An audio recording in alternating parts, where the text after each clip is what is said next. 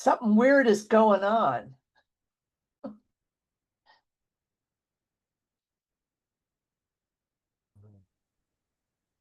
Morning. It took me several times to log in.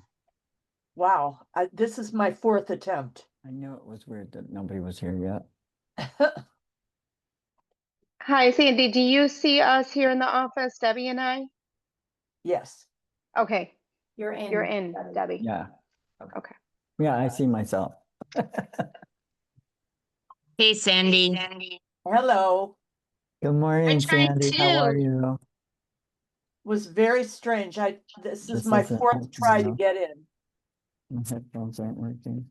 I think it's something to do with their AI message login. It's probably confusing people, and it confused me. So Sandy and I got in right away. We said hi and then it cut us out right away. Yep. It said that, yeah, there was another meeting in progress. Meeting going on. The Yeah, I host got was that hosting too. another meeting.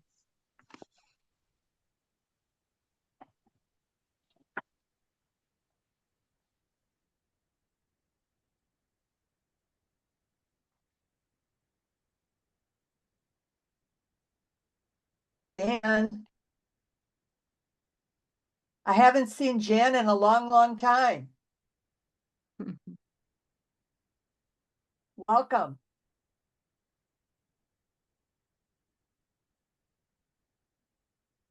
Jan and I go back many, many years.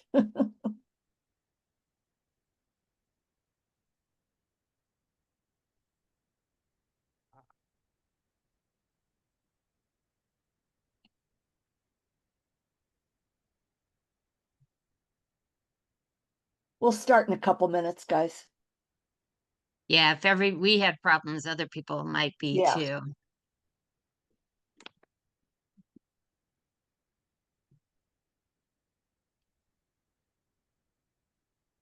We're going to go over the listing agreement today very briefly, but we're also going to talk about some of the compliance issues we've been having in the office.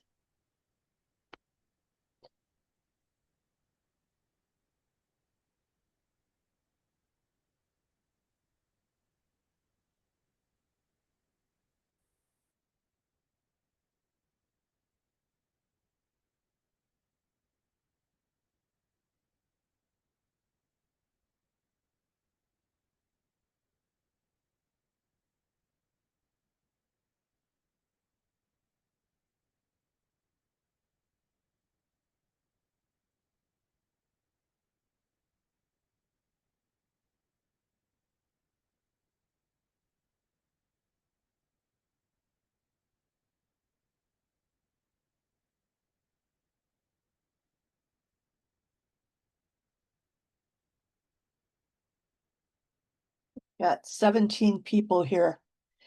Let me just start with some of the compliance issues. I know that people will be coming in gradually. But I want to bring to your attention some of the major issues we've been having with doc review and compliance. And that is number one, everybody here hopefully understands that before you show a house, you need to have a signed buyer representation agreement. That's the law in Illinois and throughout the United States for the most part. Anybody that is a member of the National Association of Realtors has to comply with that. But in Illinois, additionally, they have signed it into license law. All right. So that means if somebody calls you up and says, I want to see this house, I'm out in front of it, please come and show it to me. Before you unlock that door, you have to have them sign a buyer rep agreement. That buyer representation agreement must have the expected commission that you want to receive from this transaction. Now, you can change that in the future. Let's say, for instance, you ideally thought you were going to get, let's say, 3.5%. Okay. And when you make an offer on that house, the seller is not willing to pay you that much. They're only willing to pay you 3%. You can adjust that buyer rep agreement downward with a buyer rep modification form. We allow that. but that buyer rep agreement has to be dated either the same day or prior to the date of the offer on that house. So what we're seeing people having those signed after the contract is signed. That doesn't work. We can't pay you, and we will have to send that money back to wherever it came from unless you're compliant with state law. Okay? Another really common problem we've been having, and it's not necessarily your fault. There are a lot of uneducated brokers out there that are going to be on the other side of deals you have. One of the most problematic departments we have are rentals. And now in the state of Illinois, as of, I think it was signed into law earlier this year, maybe it was March, but JB Pritzker signed into law a law that says a tenant needs to be given a flood disclosure before they enter into a lease. Okay. Secondly, that flood disclosure needs to be reaffirmed in the lease. The problem we're having is that only 2 boards, to the best of my knowledge, have incorporated that disclosure of flood into their lease documents. Main Street's done it, and I believe Chicago has done it. But Heartland, Fox Valley, and NASBAR have not incorporated that flood affirmation into their lease.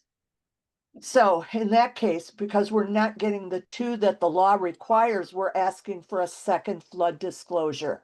That is either at the time of the lease or after. Okay. Now, yesterday, one of our agents called me up and said, the listing broker told me that is only required in Cook County. Flood disclosure is only required in Cook County. They said the board told them that. I said, what board supposedly told them that? They said Main Street. I called Main Street. They said, are you out of your mind? Let me read you the law.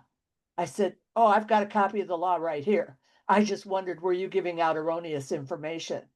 And they said, no, didn't come from here. It's just somebody that does not want to comply with the law. Another problem we've been having, if you're renting a property in Cook County or in Chicago, there are specific documents you have to use. In Chicago, you have to use a Chicago lease. In Cook County, you need to use a Cook County lease. All right. If you use the landlord's own lease, there are a whole lot of things that have to be added to it to make it compliant. So please be aware, if you have somebody that does not want to use either of those 2 leases, I would say probably look for something else for them or advise the agent to get up to speed with the current law, because you are the one that's going to suffer if somebody sues us. All right. We've had far too many lawsuits in the last year due to many of them rentals. Please, please, please be very cautious. If you are listing a rental property and your landlord says to you something to the effect that this is a 2-bedroom condo on the 2nd floor, and the person on the 1st floor is an elderly woman that's 80 years old, and she does not want to hear a lot of noise of kids running around upstairs. So I don't want anybody with children. Red flag, walk away. Do not take that listing. We cannot discriminate against anyone in any of the categories listed by the fair housing law in Illinois. And families are one of them. We can't discriminate against voucher holders. So if your prospective landlord says to you something like, I really don't want to rent to Section 8, walk away. Tell them that is against the law and they can't discriminate in that fashion. All right. If you have a listing, someone calls up and says, does your landlord accept vouchers? The easiest and best answer is absolutely. Submit an application. Don't ask any more questions. Just tell them to submit an application. All right. Another issue we've been having, we've got a lot of agents in our office that are purchasing homes for themselves or selling their own property. The state of Illinois and the IDFPR require that you disclose your agent interest on the contract. That is where the IDFPR says it should be. So next to your name on the contract or your LLC, whatever it is, you write seller or buyer is a real estate licensee in the state of Illinois. All right, very simple. Should you forget to do that, we hope you don't. The best way is on the contract. That's where the IDFPR wants it. But if it is not on the contract, then you will need to complete a separate disclosure, but everyone needs to sign, the seller, the buyer, same with a tenant and the landlord, okay? Any questions so far? Yes, Sandy, we do have, what if he wants to go no agency buyer? What if who And- wants to go? Shauna, if you could ask that question? I don't understand.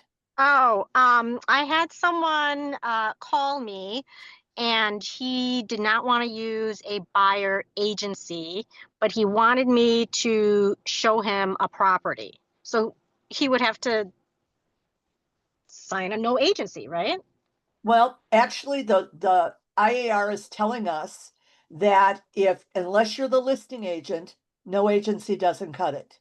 No agency is allowed for the listing broker, but not for a buyer rep. All right? Okay. They have to Okay. sign a buyer representation. Now you can do a non-exclusive, that is allowed. Mm-hmm. All right? Yeah. We Yeah. also So have as a another listing question. agent, you can show it. Okay. With a no agency.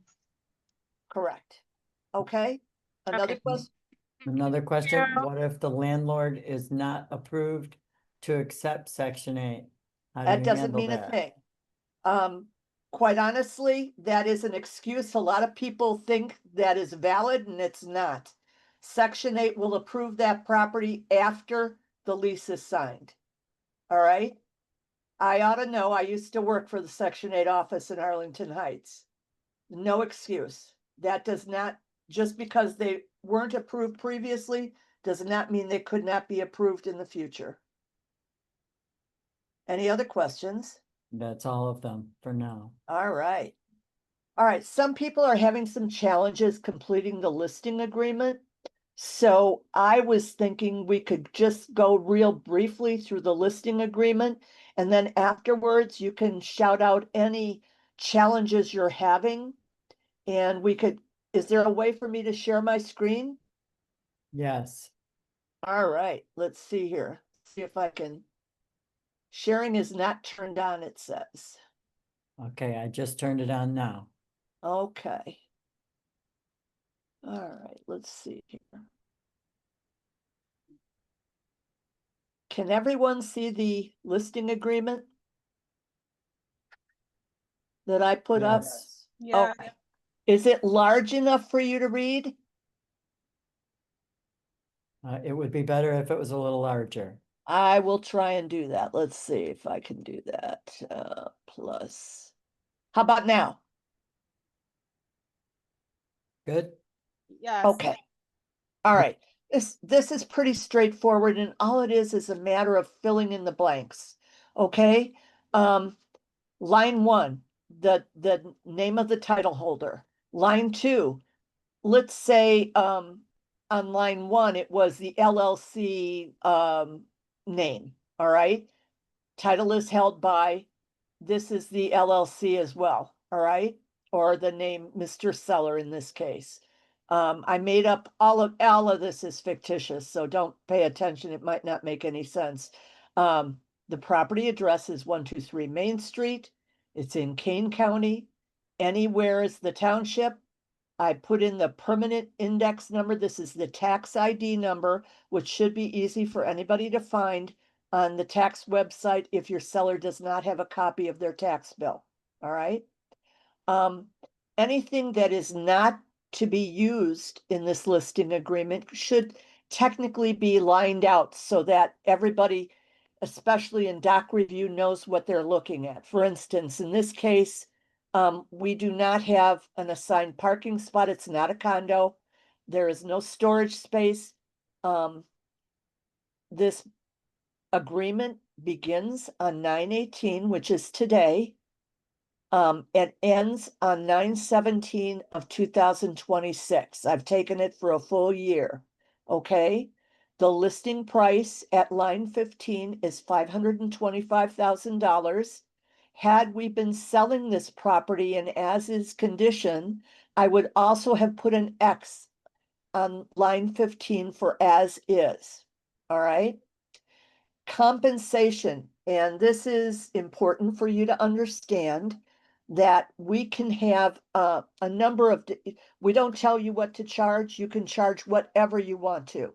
You can charge 6%, you can charge 4%, but whatever you put on line 18 here on this agreement is what you expect to get. We do not offer co-op compensation to the co-op buyer on this agreement. All right, so I want to get 3% of the gross sale price. Now, one thing that some of you may or may not realize is that there's been a change in the industry in the last year or so. Previously, we had some options with regard to how commission was structured. It could have been off of gross, it could have been off of net. But now we've eliminated those concepts entirely, and we're saying purchase price is the determiner of how commission is calculated. Okay, so whatever is at the top of the closing statement is the purchase price. So even if the seller is giving a $10,000 closing cost credit, the commission will be calculated on purchase price. You will not deduct that $10,000 closing cost credit. A great many of the buyer attorneys are now savvy to how, or seller attorneys are savvy that this change was made. And instead of giving closing cost credit because of, let's say, home inspection issues, are now reducing the price of the house in attorney review to give the buyer that money instead of, say, giving them $5,000 for waterproofing the basement, for instance. Okay? Does that make sense to you? Yes. All right. So And in someone's this, also asking if we can put a sample on RSA that's already filled out so they can reference it for the future. I can send this to whoever wants to upload it. I mean, it's not pretty, but because I filled it in about 15 minutes ago, but that's okay.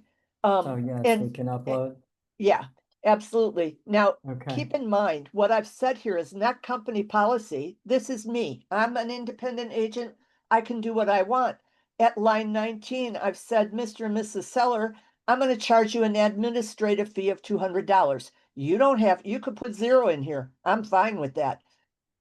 Personally, when I take a listing, I typically put in zero there, but that's me. You know, some of you are used to charging an admin fee and are comfortable with it. I'm fine with you charging the seller an admin fee. All right.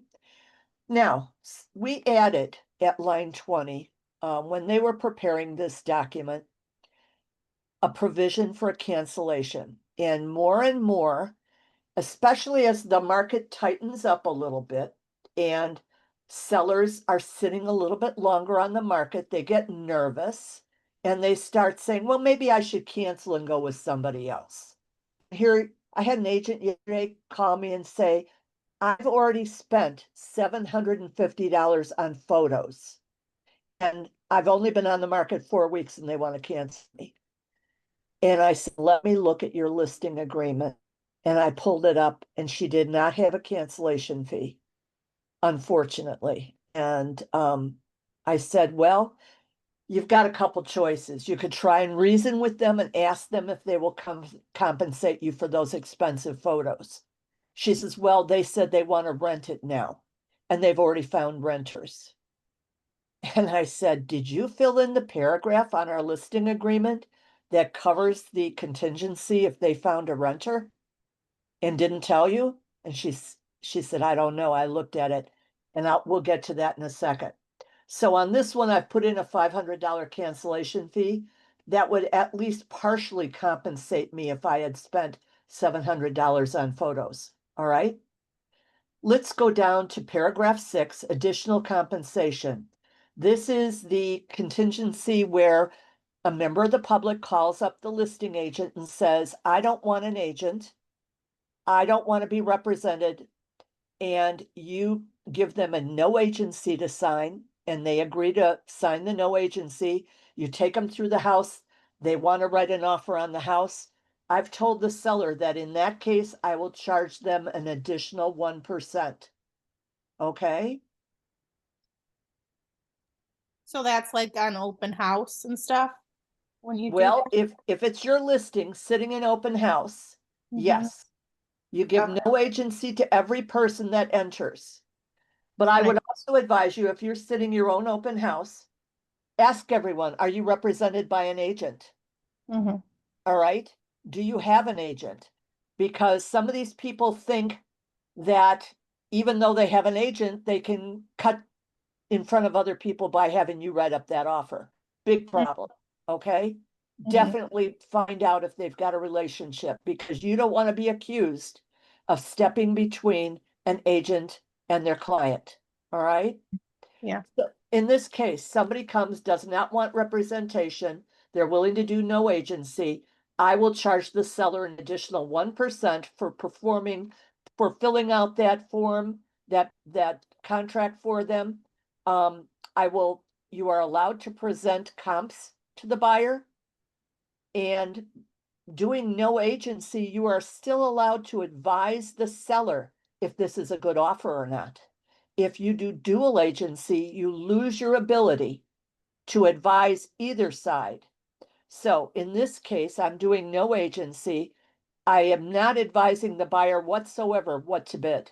All right. I can give him comps. He has to draw his own conclusions. All right. I'm allowed to get a letter of pre-approval on behalf. He can tell me what lender he's gone to. All right. So then I can go to my seller and say, all right, here's the offer we've received. I think it's a little bit on the low side. I think that he is lowballing your offer. All right. So that's for, you're charging the 1% for the seller, but then what are you charging the buyer for non-agency, like to drop the contract? I don't have a relationship with the buyer, so I don't charge him anything. I'm not his agent. Right, okay. Okay. No Yep. agency does not allow for me to charge the buyer. Okay. Now, if I wanted to do dual agency, that's a different story. Then I could be charging both sides. But keep in mind, with dual agency, you lose your ability to advise either side on what to do. You can no longer offer an opinion. All right. I do not do dual agency. I think it's a bad practice. I think there are a number of states that have outlawed dual agency, because when you go into this listing agreement, you say, I'm your agent. I'm here to help you and get the highest price possible for your house. Once you assume the dual agency position, you've lost that ability. You can no longer get the highest price possible for the house for them, because you can't advise either side. All right. Let's go to paragraph 7. And this is the paragraph I was referring to you prior. If Mr. Seller, you decide while I've got your house on the market for sale, that you want to go behind my back, and you don't have to say it like this to them, but this is what it means. If you go behind my back and rent this to a tenant without telling me, you're going to have to pay me 1 month's rent. All right. And should that tenant later buy the property, you're going to owe me 4.5% of the purchase price. Okay. Now, the person I talked to yesterday had left this whole paragraph blank. So even though her owner was stiffing her with her $700 pictures, she didn't have anything here. She had no cancellation fee written in, and she did not have, unfortunately, this paragraph covered either. So she's out of luck. unless she holds him hostage. But what good is it going to do her if he already installs a tenant in his house and she can't sell it? Any questions so far? Why did you come up with 4.5%? Was that just a number? That you- was just a crazy number. I figured the person, it's just a punitive number I just stuck in there. It could have been 1%, it could have been 2%. I just picked a number out of the air just for So if you demonstration. charge like 2.5%, Yeah, to that would those be sellers, fine. you could put that in there. Exactly. Okay. Okay. I just wanted to make a point that this was something that they shouldn't do to me, right? 2 would be just as easy. All right, down in paragraph 8, your name would go on line 39. This is telling them, Mr. and Mrs. Seller, I am your representative. I'm your designated exclusive representative. And I checked on line 40. I am not related to the seller and I have no monetary interest. This is important because Doc Review is looking at this listing agreement and they're trying to determine if they need to look for a disclosure of agent interest on the contract. That's why this was inserted here, to make it easier for Doc Review to figure out what is needed on the contract. All right. Line 9 tells the seller that I work for them exclusively with regard to this transaction, but I have other clients and I don't only work for you, Mr. and Mrs. Seller. I at times will represent other sellers and other buyers. Okay. Some people think that once they commit to you, that you're going to spend 100% of your time with them. Sadly, they just don't understand that. That will not put food on the table if we work with only one person at a time. Paragraph 10, marketing authorization. This paragraph deals primarily with the seller's desire to put their property on the private listing network. I typically do not bother with the private listing network. Some of you do. I understand that if your property is ever put on the private listing network, it will probably never appear in Zillow. Has anyone in our office confirmed this has happened to them? I have not experienced that yet. Okay. All right. In this case, my seller wants it to go right on the MLS. So I put an X at line 52 and it will be listed in the MLS within 48 hours of it having been signed. You've got a whole lot of other options here. The line 53 is seller requests that the property remains in the private network until they send us written direction otherwise. Line 56, seller requests that it be placed in the private network for the duration of the agreement. Seller requests property not to be placed in the PLN or the MLS for the duration of this agreement. If that is a choice your seller makes and you think there is any possibility you can get this place sold, you also need an MRED listing exemption to go along with that request on line 57. But be aware of something else, and it's a rule that we have in our agreement with MRED, and that is if your property is not anywhere on the MLS, you are not allowed to advertise it. So how are you going to find a buyer for that property if you can't put up a sign and you can't advertise it? Unless you have a lot of friends that you know with buyers ready, willing, and able, that you can do this by word of mouth. Okay? Does that make sense to you? Yes. Okay, let's go on. Lockbox authorization. The seller is giving you permission to put a lockbox on the property. Yes or no? I've X'd yes. I, for instance, wanted to also remind everyone here that I think it is in your best interest, in the seller's best interest, if you use a central lockbox rather than a combo lockbox. I think unless the property is vacant and there's not a lot anybody could do, combo lockboxes are easy enough to access. Sometimes listing agents write that combination on the top of their listing sheet. unfortunately, and a buyer could see that combo and go back in later on their own, please be careful. We don't want sellers to lose property because of unauthorized access. So, I also asked my seller to read at the top of this page from 72 to 78 what their responsibilities are. And some sellers don't take this very seriously, unfortunately. They have to provide timely access for showings. Don't think you can sit on requests for 2-3 days without answering. Keep the property presentable. Respond promptly to agent communications. Disclose ownership, liens, legal actions, and municipal notices. Very important. Mr. and Mrs. Seller, have you been notified by the village that you're in violation of anything? Provide all relevant HOA and condo docs, including decks, rules, insurance, budgets, meetings, and legal matters. The next paragraph, paragraph 13, fair housing. I actually asked my sellers to read this quietly.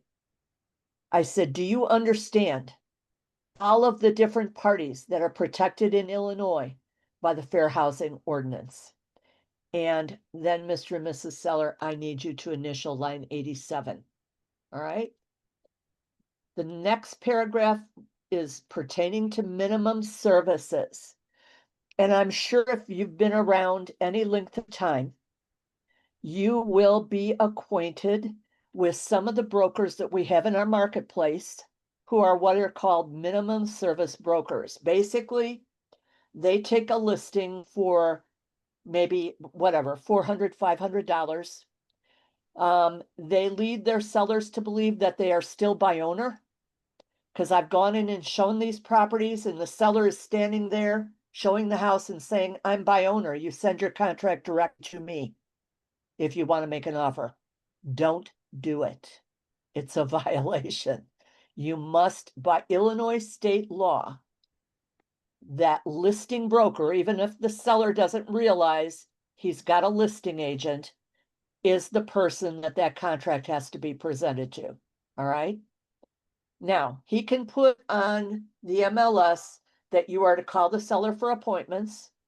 After he's sent, basically the way it works is this. He's going to have an email address for you to send your offer to. He's going to just forward your email to the seller, and then the seller's going to call you up and negotiate with you directly, unfortunately. That listing agent is going to probably do next to nothing. Getting them on the phone will be impossible. Most of them are located in Florida, I found, and it's a tough situation. Do the best you can, but just protect yourself and always send that offer, if you're going to make an offer, directly to that listing agent. Okay?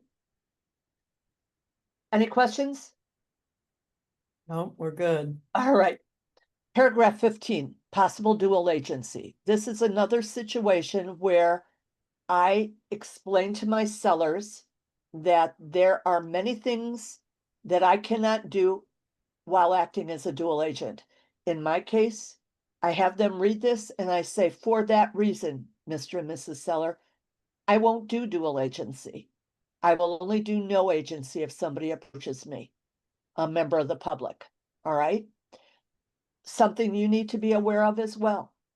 When we have an audit and the auditor walks through the front door and says, I want to see some files to review.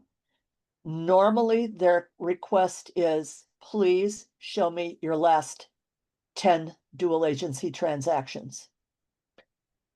Sometimes they will request transactions where our agent had an interest in the sale. They were selling their own property. Keep in mind, if you are selling your own property or buying a property for yourself, you are never allowed to do dual agency. All right, is everybody aware of that? Dual agency is never allowed on a property that you have interest in. All right. So I have the seller read this.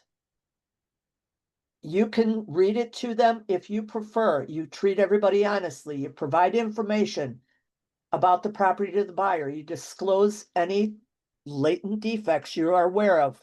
disclose financial qualifications of the buyer or tenant to the seller, explain real estate terms, help the buyer or tenant to arrange for property inspections, explain closing costs and procedures, help the buyer compare financing alternatives, provide information about comparable properties. You can give comps.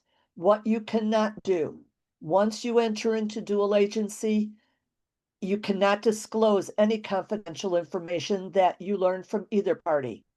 You cannot disclose the price or terms that either party will accept, even if they've told you the price or terms that the buyer is willing to pay or that the seller is willing to accept. You cannot recommend a suggested price. You cannot recommend a suggested sale price for the seller. Okay. If you notice Andy? that, yeah, We have a question. okay. What is HomeSmart's liability for unauthorized access with a combination lockbox if there is a problem like theft or injury? Well, first of all, the agent will probably get fined $2,500 if we know which. Here's the problem. For a combo lockbox, it's impossible to tell who is last accessing the lockbox. If it's a central lock, we know who the last person was that entered that lockbox. Even if we gave out a 1-day code to an agent, it would be assigned to that particular agent. If somebody enters the house and steals, we could get sued by the seller, absolutely. And our errors if you've got a central lockbox, I would say you've got a lot more security than a combo lockbox. So in either case, we could get sued if something was stolen. There was a case about probably, I'm thinking about 10 years ago, where a member of our profession was actually going into high-end houses and stealing jewelry. It was a female. We got an alert from the board that this was going on. They sent us the name of the realtor.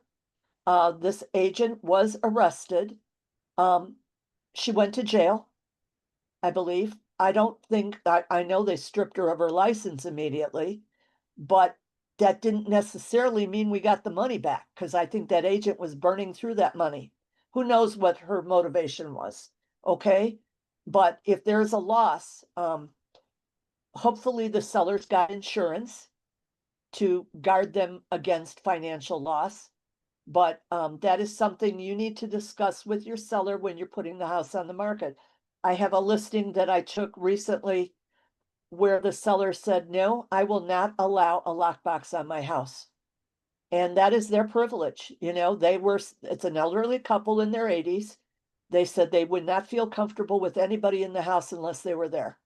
And if that's the way they feel, you have to comply. All right. Any questions? We're All good right. right now. All right. So I checked no on line 125 because I do not want to act as a dual agent. And then Somebody Mr. just Miss- asked if we could please go over paragraph 7, but with a buyer, not a seller. Paragraph 7. That was I on don't- line I don't 32. understand. Emaine, can you help clarify? Emaine Hot Tech? Yes. Hi. I'm sorry to take you back all the way to paragraph 7, but I was just wondering, what can we do in case you're representing buyer, not a seller? For example, because I recently had buyers, and while we were searching for the right house for them, they just came up on me and said, "That's it. We're just gonna rent right now." The contract I had with them was still not expired. And I just, to be honest with you, I just gave up that deal. They just said they just want to. Well, this rent has it. nothing to do with buyers. This is a seller listing agreement. Yeah, I was just hoping if you can just give me an idea. Well, if you're working with a buyer and you've got them under a buyer rep agreement and they want to now rent, go and fill out a tenant representation agreement with them and say, okay, I'll show you rental homes. Okay, All right, I'll try. Thanks a lot. you're welcome. It's not easy, and people are fickle, you know. I have a seller that told me they wanted to rent. They had me fill out all the rental paperwork, the rental disclosures, and I said, I'm ready to push the button, all right, to send you these documents to sign. They go, you know what? We don't think we want to rent now. Maybe we'll sell. I'm like, oh, okay, let's start over. Okay, so that it happens. All right. Earnest money deposits. Home Smart Connect has not held earnest money for 5 years now. So you need to make your seller aware that we don't hold it. We're reducing our liability. It's in the seller's best interest. In this case, I normally I've inserted one of our preferred attorneys, Stephen Miner, at line 131. And I know Stephen Miner does use Smart Title, which is a title company we are affiliated with. All right. That doesn't mean your seller has to use Stephen Miner or Smart Title. If your seller has a relationship with somebody else, you would put an X on line 132. And let's say that they say, well, I'll think about it. I've got 2 or 3 attorneys I want to consult, and I'll get their prices before I make up my mind. You just put waiting to decide or unknown or a question mark on line 132 after you put that X. All right. One of the important changes that we've seen recently, we've seen a lot more properties coming onto the market with solar panels. Okay, paragraph 17 deals with solar panels. And if you're not aware, solar panels can be put on a house 2 different ways. There could be a lease for those solar panels that runs for up to 30 years, or it could be paid outright. Very few people are paying upfront for those solar panels. So if you've got a lease for those solar panels, the buyer has to qualify for that solar panel price, that solar panel payment, in addition to the mortgage payment that they're going to need to qualify for. So we need to know at the time of the listing whether those solar panels are rented or owned. And if they're subject to a financing agreement, how much is the balance if the seller has financed it? I've seen cases where deals fall because the buyer could not qualify for the solar panel payment. There are some cases, let's say it's in an area where people are financing FHA routinely. That buyer probably wouldn't qualify. Maybe it's an area where it's mostly first-time home buyers looking for that house. All right.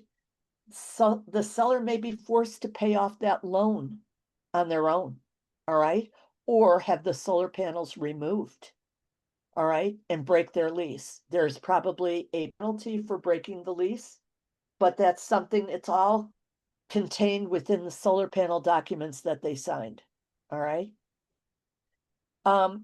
Line 151, paragraph 18, home warranty and disclosures.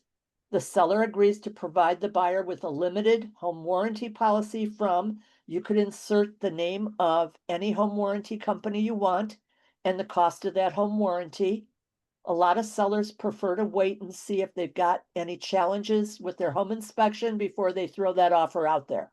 It's up to you, totally up to you. Some people feel it makes, if you advertise a home warranty in the MLS and online, it would make the property a little bit easier to sell, especially if it's, let's say it's an older property and people might be worried about the age of the roof, the age of the furnace, the age of the hot water heater, things like that.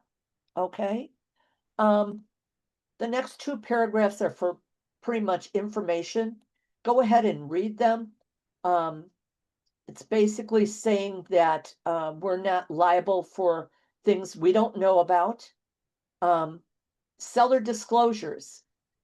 Important that you understand that the seller should ideally complete all the property disclosure, the lead disclosure, radon disclosure at the time the listing is done. Because if you get an offer today on your listing, that offer is totally voidable if the buyer has not been provided the disclosures prior to them completing an offer. All right? So it's really in your best interest to always have the disclosures uploaded into MRED under additional documents so that the buyer has access to them before they make that offer. All right? We're gonna go down and we're gonna advise Mr. and Mrs. Seller that the taxes and special assessments are prorated as of the date of the closing. All right? In this case, my seller does not have any special assessments due on the property. It's a single family home.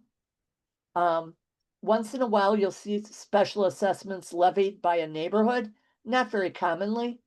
Does everybody here understand what a special service area is? Yes or no? Or if there's nobody that doesn't know, I will just briefly explain. Very commonly, a special service area tax is levied when a builder builds a new subdivision and they don't want to add the cost of bringing in all the utilities, water, gas, electric. They don't want to add that on to the cost of the house. So it's passed on as a special service area assessment. Typically speaking, that special service area assessment travels with the property, and it is a charge that the buyer will very commonly pay alongside of their tax bill. It will come with their tax bill every year. Now, It lasts one of the, forever. what? It lasts forever. No, typically they run 30 or 40 years. Okay. Okay, so here's the challenge. Let's say builder is building in phases. Phase 1 has a special service area assessment. Phase 2, special service area assessment. Phase 3, special service area assessment. Phase 4, everything is paid for. Those people in phase 4 don't get charged the special service area assessment. I had this happen to me in Volo. I was selling a townhouse. My people bought in phase 1. They still had 25 years left on their special service area assessment. And there were people that bought in phase 4 that were in competition with us on the market, and they didn't have any special service area assessment. So my sellers were forced to pay off that SSA in order to be competitive to sell. So you need to ask your seller when you're taking this listing, do you know if the builder has a special service area assessment, number one, and did they do it for all the phases that they built? Or was it only for certain phases? Okay. The next paragraph deals with the condominium or homeowners association. When I'm taking a listing in a condo or townhouse association, I ask for a copy of the decks and bylaws and the condo docs, always. If they haven't got them, I say, please look through your closing papers from when you bought. I like to share that with the buyer's agent that tells me that they're writing an offer so that I don't have people buying this property and come to find out after the seller's delivered documents at the closing table that they can't have a dog in this association, or they can't have a cat, or that they can't fence their yard. There are some single family homes out there. You cannot fence a yard. So we need to know what the deed restrictions are. So please be careful, okay? If there are association documents, it's in your best interest to pass them prior to the time you get to the closing table. We had a case several years ago where our agent sold a house in a single family subdivision in Crystal Lake. Every house in the neighborhood had a fence, but it was an association that had rules and regs. The house that our agent sold was the one house in the subdivision that had all the subdivision utilities running through the yard, and they were not allowed to fence. Okay, they were not given the condo docs, or not the condo docs, but the rules and regs and deed restrictions until they got to the closing table, and they did not read them at the closing table. They went home, they had their fencing contractor put up a fence the same day of closing. And a week later, the association notified them that the fence had to come down. So not only did they sue us for the cost of the fence, they sued the listing agent and the brokerage for all of their expenses and for cost to put the house back on the market because they had 5 dogs and they wanted a fenced yard. All right, let's move on. Not much else you need to be aware of, except that we look very carefully at the dates to make sure that they were signed in a timely fashion. So, like with buyer's agreements, we have versions of this document that are signed by myself and unsigned for those of you that are in Mario's office. We have 2 designated managing brokers, myself and Mario for the new agents, all right? So if you are in my office, you're welcome to use all my pre-signed documents, all right? And then you upload them to the RSA. All right, let's open it up for questions. Anybody have any questions? Wanted to ask you regarding taxes being prorated. Okay, I've always understood that it should be 105, or excuse me, 110% for Cook County and 105% outside of Cook County. Is that true? there's no written rule. Typically speaking, if I'm representing seller, I'd like that number to be as low as possible. More often than not, I'm seeing 110% in all of Cook County. But lately I'm hearing that people are starting to ask for 110% outside of Cook County and outside of the city of Chicago as well. Years ago, it was always 105 across the board, but now whatever you can get. So if I'm representing the buyer, I'm probably asking for 110. And if I'm representing the seller and they don't put something in there, I always ask them to put in 105. Okay? Okay, All right. thank you. There's also another wrinkle that could be added. On the sale contract, the 8.0, you could be to be determined TBD during AI. Let the attorneys argue it out. Okay? Yep, thank you. What other questions are there? I don't want to hold you any longer than possible. If you think of anything, let me know. I'm always available by phone. All right? And I will Somebody's stop. asking, is Sandy going to have a PLN agreement pre-signed? Can Uh, the PLN agreement have the address on it? I'm not, is there a PLN agreement in the Yes. RSA? There is, yeah, I thought there was. there is, Yeah. but it's not signed. Okay, all right. So it's not signed. I can take care of that. All right. Very good. Any other questions? Looks like that's it. And keep in Could mind, we- guys, Could we still sign for absolutely, absolutely. I allow you to sign name, all right? Thank you. You're welcome. Anything else? Awesome, Sandy. Thank you All so right. much. Have a wonderful weekend, guys. You too. Bye-bye. Bye. Bye.